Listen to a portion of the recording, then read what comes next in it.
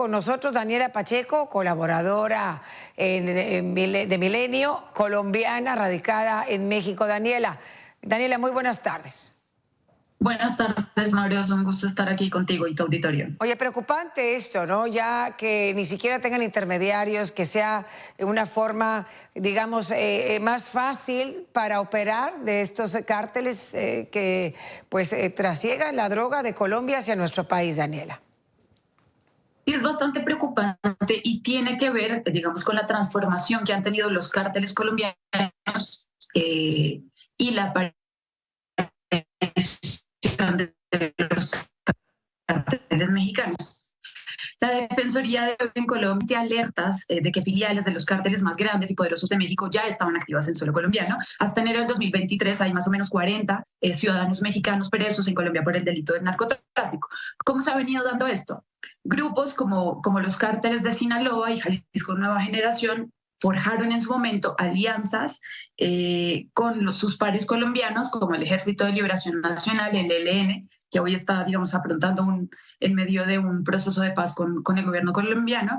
También hicieron alianzas con el Clan del Golfo y con disidentes de las extintas FARC, las Fuerzas Armadas Revolucionarias de Colombia, que todavía evidentemente operan en el territorio. Entonces, ¿qué está pasando? Los cárteles mexicanos parecen intensificar sus operaciones en Colombia, lo que supone un cambio radical con respecto a la época en la que los cárteles colombianos dominaban la mayor parte del comercio regional de cocaína. Desde la caída de los cárteles de Medellín, de Cali, estos grandes cárteles, a mediados de la década de los 90, el dominio de los cárteles mexicanos en el corazón de la distribución de los narcóticos desplazó el poder de los proveedores colombianos. El mismo hoy presidente Gustavo Petro, cuando era senador en 2019, ya denunciaba que los cárteles mexicanos controlaban desde la hoja de coca hasta la venta de la cocaína, digamos, en una esquina de Nueva York.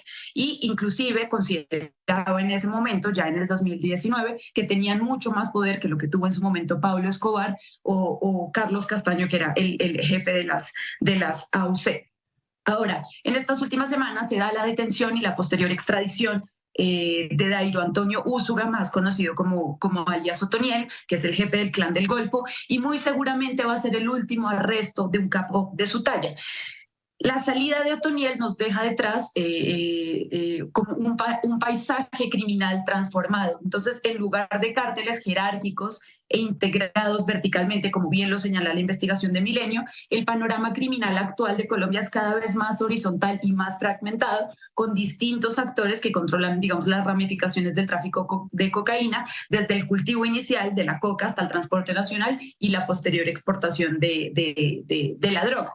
Antes había como una especie de división del trabajo, entonces los cárteles colombianos almacenaban la coca, la transportaban por las costas de México, del Pacífico y del Caribe, perdón, así como a los puertos, luego la enviaban hacia México, hacia los Estados Unidos, con la ayuda de traficantes mexicanos. Sin embargo, en la actualidad lo que ha pasado es que los criminales mexicanos subordinaron a sus homólogos colombianos. Entonces, en ese contexto, el control de los cultivos de coca en los departamentos como Norte de Santander, que colinda con Venezuela, Nariño, Cauca, que es todo el Pacífico colombiano, donde más incidencia tiene, por ejemplo, el cartel de Sinaloa, se ha convertido en el foco de conflicto entre las organizaciones guerrilleras y paramilitares colombianas.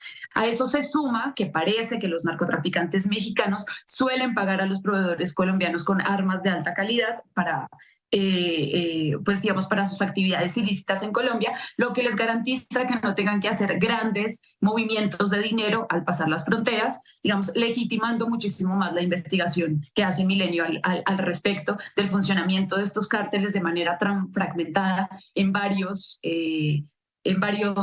territorios del Estado colombiano.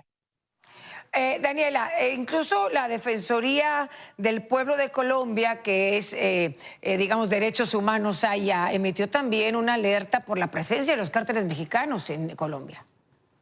Sí, mira, y lo que están haciendo los grupos armados ilegales en Colombia es utilizar a los mexicanos para, digamos, casi igualar o superar las Fuerzas Armadas del Estado en términos de armamento.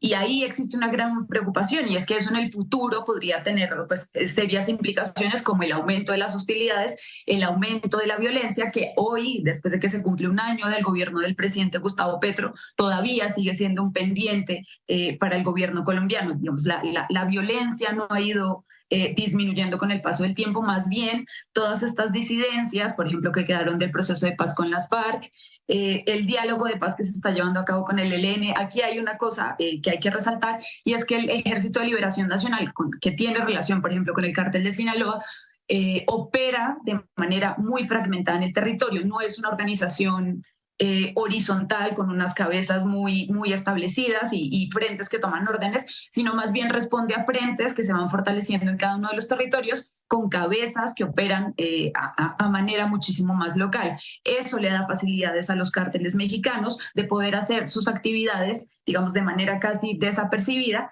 pero esto, digamos, no tendría ni tanto éxito si no estuvieran coludidos con las autoridades colombianas, especialmente del Pacífico. Hay una gran corrupción al interior de las autoridades y eso ha facilitado el trasiego de droga por todos estos corredores, especialmente por el Pacífico y por el Caribe colombiano hacia México, ya como lo establecía la investigación de Milenio, especialmente hacia Chiapas. Sí, y así es como se puede entender que realmente pueda llegar todo esto debido a la corrupción que hay y la alianza que hay entre las autoridades y los cárteles, tanto en Colombia como en México.